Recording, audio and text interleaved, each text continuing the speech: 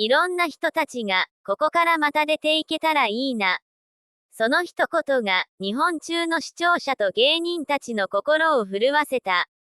11月某日に放送された松本人志の新番組、ダウンタウンプラス、ダウンタウンプラス。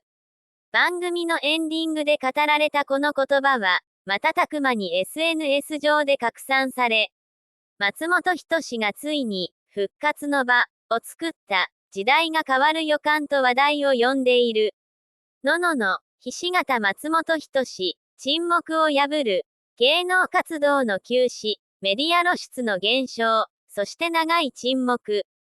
今年、松本人志の名前は、復帰、と、引退、の両極端な噂で飛び交っていた。